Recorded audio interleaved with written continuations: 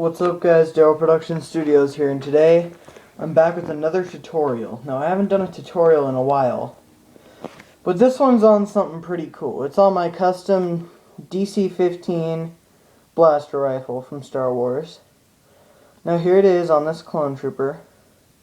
It looks really accurate to the movie. And if those of you who have brick arms guns, if you have the Brick Arms DC-15, here it is on a clone trooper compared to mine on the same clone trooper. Mine looks pretty accurate. So without further ado, I will show you guys how to make it. Okay, now the materials you'll need for this project are the normal Star Wars rifle,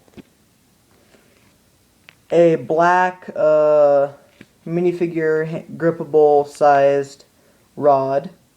I'm choosing this one because I can make multiples out of this as it rolls away. And you'll need one of these lever pieces. And then as far as tools, you'll need some kind of cutting instrument. I just have this like nail clipper I got at Walgreens or whatever. You'll probably need a nail file, no guarantee, but you'll probably need it.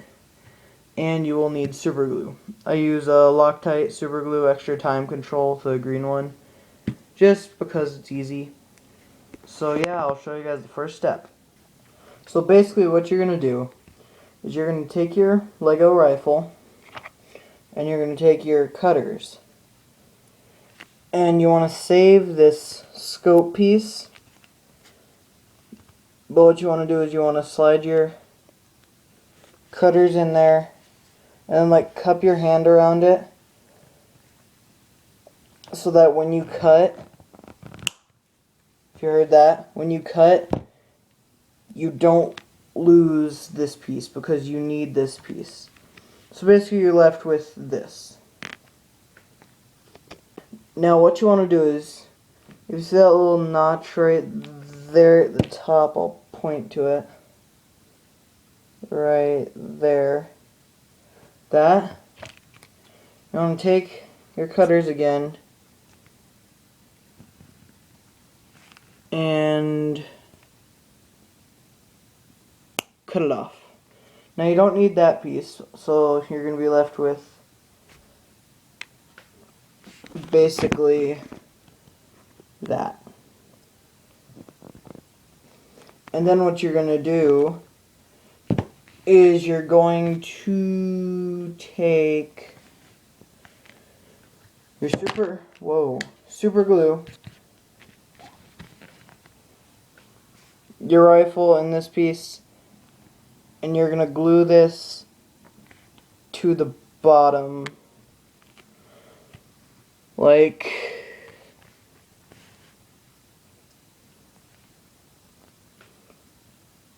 I have to hold it in place right now, but so they're like that. I hope that's clear for you guys.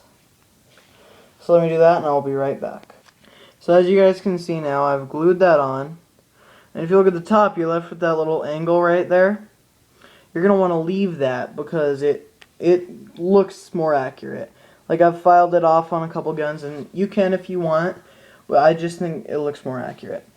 But then what you're going to do is, let me put my iPod in the stand real quick. You are going to, I don't know where it went, so let me grab an extra. You're going to take your lever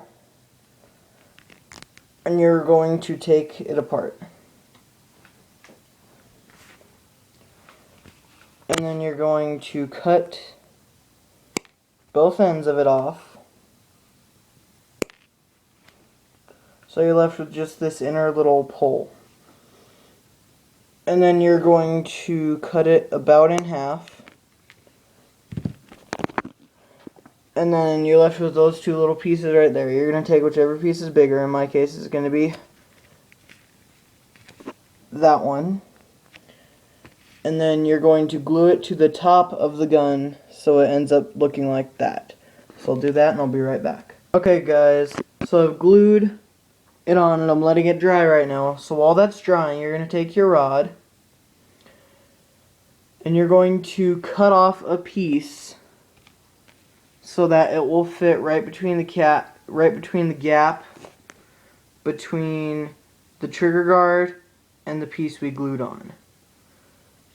So what you can do is you can take and you can measure, but I've made duplicates, so I'll cut mine off camera and just show it to you guys. So let me cut that, and then what you're going to want to do is you're going to want to glue it on right there. So without ado, I'll do that and be right back. So here you go, guys. I cut the piece already. And you see, once you cut it before you glue it, you can kind of measure, and it fits in there almost perfectly. So I'm going to cut the video here and glue it on. And yeah, so I'll see you in a minute. Okay guys, so here it is. You now officially have probably glued on that part. You can kind of see the glue right there. So once you've glued that on, you want to make sure everything is centered. Because you see, if you look down the blaster, everything is like pretty much streamlined and the sight is pretty much accurate. So basically you're going to let that dry for a while, and then what you're going to do is you're going to put your iPod in your stand, and then you're going to take it, hold it by the tip here, take your cutting thing, and you're going to cut the stock so that there's about that much left. Let me cut it. I'm actually going to cut it on camera. So I'll cut it and then show you what it looks like.